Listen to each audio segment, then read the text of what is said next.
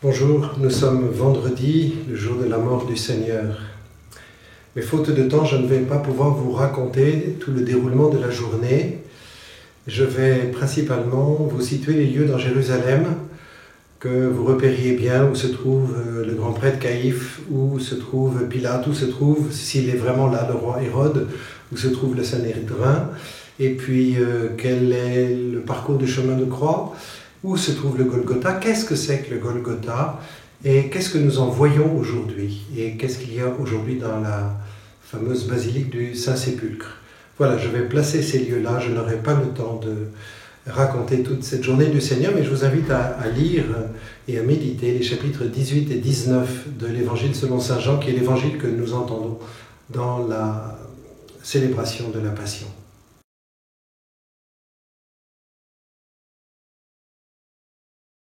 Une question qu'il faut d'abord élucider et sur laquelle les historiens sont partagés, c'est à quel endroit se tient Pilate.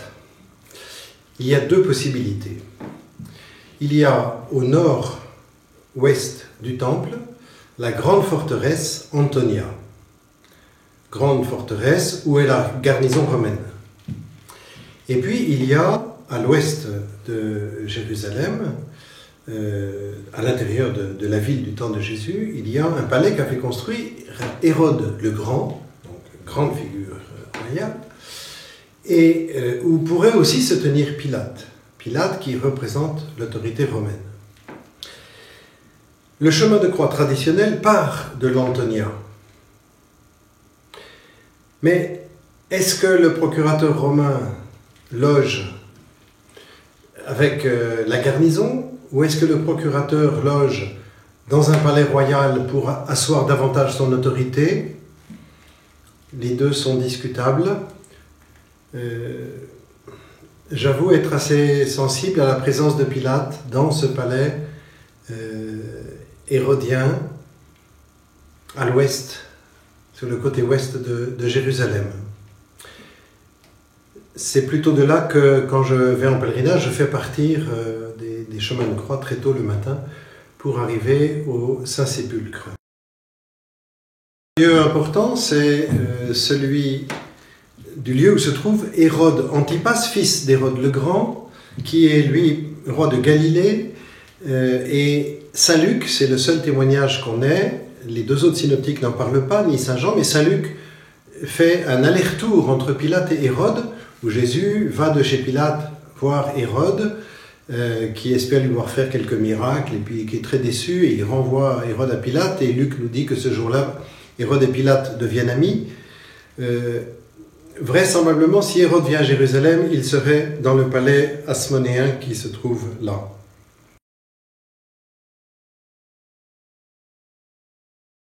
Il nous faut encore situer le Sanhédrin, qui est donc l'assemblée des notables juifs, qui a un pouvoir de décision. Alors il n'est pas sûr que le Sanhédrin, qui était très nombreux, se réunisse au grand complet dans cette affaire pendant la Passion, mais en tout cas c'est plutôt vers le temple, vers cette rue haute qui arrive directement sur l'esplanade du temple que se trouve le Sanhédrin.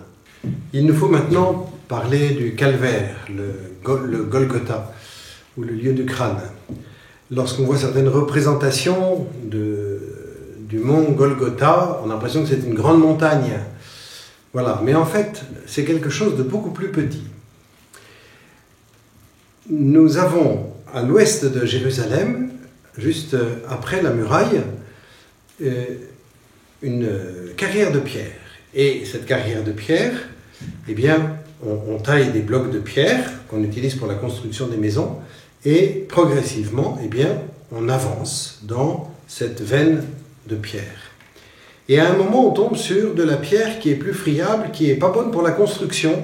Alors qu'est-ce qu'on fait? Eh bien, on ne va pas tailler là-dedans, donc on va tailler à droite, on va tailler à gauche, et puis ensuite, on va se rejoindre, et puis on va continuer à avancer. Et ce qui fait que va rester au milieu de la carrière une espèce de grosse motte de pierre, voilà, dont la forme évoque sans doute un crâne. Et donc c'est un rocher qui fait à peu près 7 mètres de haut et sur lequel on doit pouvoir mettre 3 croix, donc il doit avoir une certaine taille. Il se trouve donc juste à la sortie de la ville, pas très loin du palais d'Hérode. Ce bloc de pierre sert pour mettre des condamnés à la crucifixion, pour que quand des gens rentrent et sortent par là, de la ville, eh bien, ils voient ces croix. Ils voient ces gens qui sont en croix, et que du coup, ils sachent que s'ils font des bêtises, ils vont le payer chèrement. Alors, le rocher du calvaire, nous le voyons aujourd'hui, il existe toujours. Voici ici le bas du rocher, qui est dans la basilique du Saint-Sépulcre.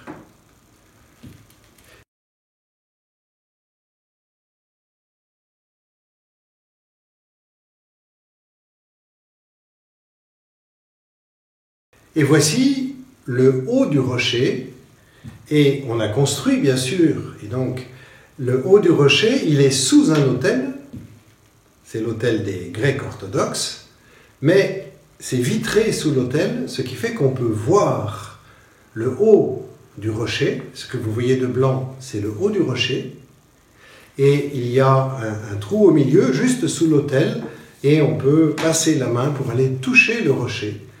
Et c'est le rocher du calvaire. Où se trouve le tombeau du Seigneur par rapport au rocher du calvaire? Tout à côté.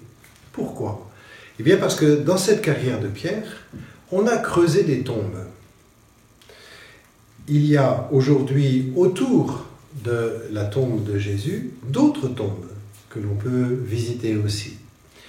Et sans doute qu'on a découpé le rocher pour pouvoir isoler la tombe du Seigneur, pour construire par-dessus une petite chapelle. Mais elle se trouve tout à côté du calvaire. La distance entre les deux est d'environ une vingtaine de mètres simplement. Et donc tout cela est rassemblé dans une basilique. Je veux juste évoquer la basilique byzantine, celle où a sans doute prêché saint Cyril de Jérusalem dans la grande époque de l'explosion, on pourrait dire, du catéchuménat, 4e, 5e siècle. Cette grande basilique s'est appuyée sur le cardo, ce grand axe nord-sud que les Romains aiment faire dans leur ville. Donc il y a un cardo à Jérusalem qui date des Romains, et la basilique s'ouvre sur le cardo, et derrière la basilique, il y a une grande cour, et c'est dans cette cour qu'il y a le rocher du calvaire. Et derrière cette cour, il y a une grande rotonde, au milieu de laquelle il y a le tombeau du Seigneur, ou plutôt le lieu où le Seigneur est ressuscité. Voilà ce que je peux vous donner pour ce vendredi saint. Je voulais juste vous évoquer ces différents lieux pour que vous puissiez mieux visualiser en lisant l'Évangile.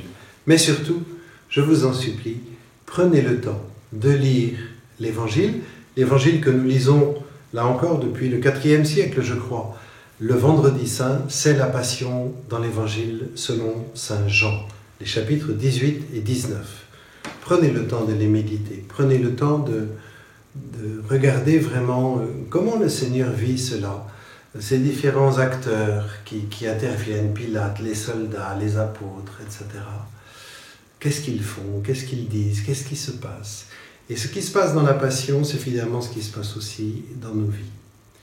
Je vous invite à vivre vraiment ce vendredi saint comme un accompagnement du Seigneur qui livre sa vie pour nous, pour toi qui m'écoutes, pour chacun de nous.